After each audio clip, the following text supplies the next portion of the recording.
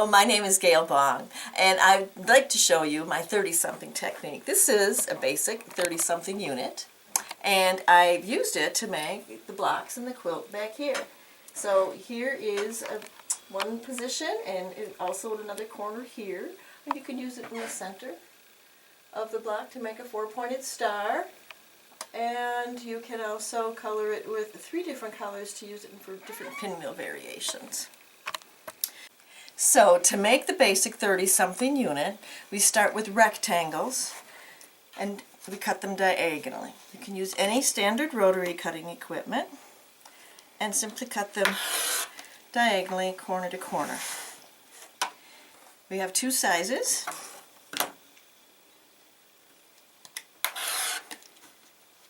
And there we have our pieces. We have one piece here and we'll have one piece here. Now if you noticed, I flipped this one over. We have a mirror image here whenever you cut your rectangles diagonally, and that's what you want because you want to have an A and a B triangle. Here we have our A triangles. We make a capital letter A, and here we have a B. Start with a straight line when it's sitting on its base. And you need one of each. So you will need 2 rectangles for each block. So here we have our pieces. Now we want to get these ready to sew. And what I like to do is I'll start with the A pieces and I place them right sides together with the C triangle, it's the center triangle. And I set them like this off to the side and I stack them up. And when I do that, I offset them a little bit so I can see the corner of each piece. And I do this for a couple of reasons. One, right away I can tell at a glance that I'm using the pieces right sides together. That's what we want to do, of course. But the other thing is that if I had used the wrong piece and I had this right sides together, I could see I've got a square corner here on this piece, and here I have that 60-degree angle. And this is what we want. So this gets out of the way and we sew that on later, and we're going to go back and use these. So now we're ready to sew. Now when we sew these together, we don't want to be putting them into the machine with the points first, because that little point will just go down into the little needle hole, and that doesn't work very well. So with each piece you need to flip it over and set it in under the presser foot and begin sewing.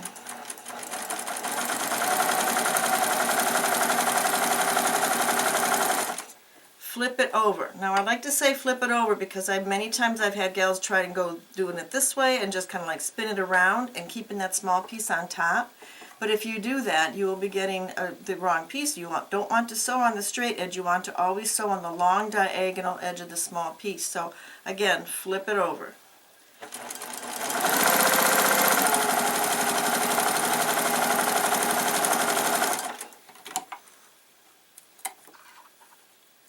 And now let's press these. When we press, I like to hold the point, and that will make sure that the seam doesn't twist or curve on you, and press into the point like this. You want to get it at the point really good.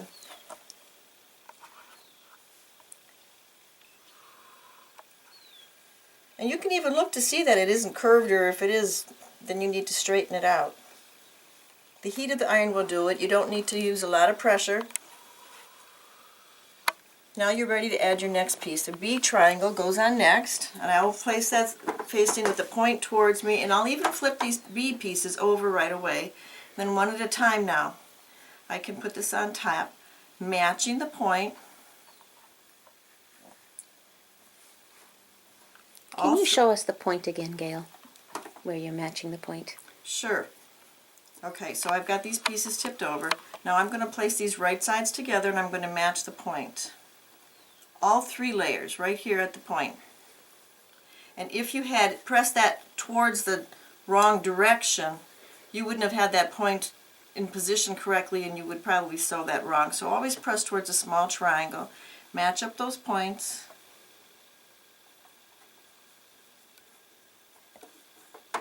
And you can sew again.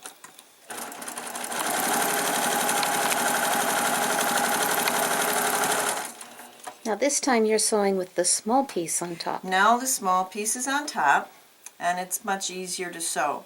That's why we put the A piece on first. Because if the A piece were on already, or the B piece we're on already, and we went to add the A piece last, and the A piece is still underneath, then the top piece is even bigger and it's more awkward. Well, not that it's really awkward, but we feel a sense of loss of control that way. So now here's our pieces, we're ready to press again.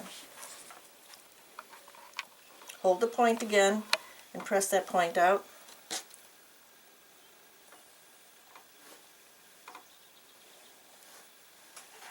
Oh, beautiful.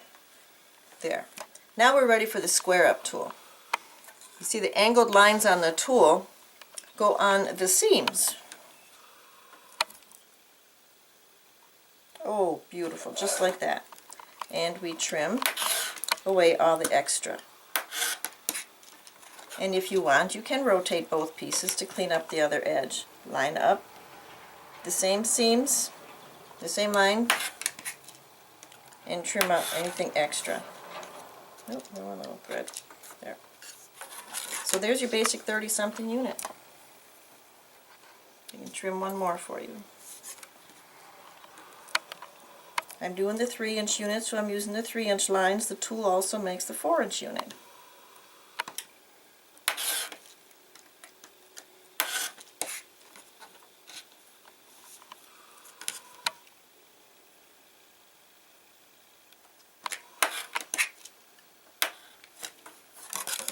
Here we go. Oh, just one more and I'll have a star. Now, sometimes there's designs where you only want to have one small triangle in your unit. I call these units onlys because I'm only using one small triangle. Typically the designs will use a pair of squares to start with, and I've added a couple of lines on the tool, so the tool now doubles as a onlys trimming template. This extra line right here, used with this line, will be our guide for trimming our squares. So we line it up just like so and trim, and there's the patches that we need. This is now waist, and this piece, well, we had them paired wrong sides together, and so there we have our pieces here. And this, you can see, you can find various places that I've used this in the quilt. Would be, for instance, for this unit here, or over here too. So lots of uses for this. You use the same small triangles that we cut for the 30-something unit. They go like so. And to sew those together, if you've worked with 60-degree angles before, you're already familiar with this. You have a tiny little dog ear that starts a 1/4 inch right at that point.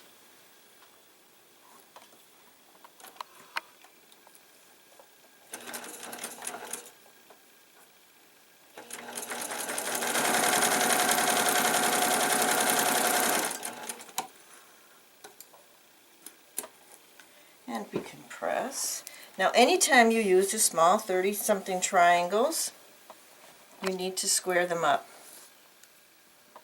So it doesn't really matter which way, but you're always going to leave the basic square underneath and trim anything extra off the small triangle. That would be normal to expect that. And so here you have your basic 30-something unit. Oh, that's the onlys unit. Well, this is what you're looking for. It's the 30-something Square Up tool. There's brief directions on the back, but also details inside. It makes 3- and 4-inch units. And I've also produced this book, the 30-something block book by Gail Bong, with over 100 new blocks using those techniques. And you can look for it at your local quilt shop, ask for it there, or you can go to gailbong.com and order it from me direct. So, thank you very much.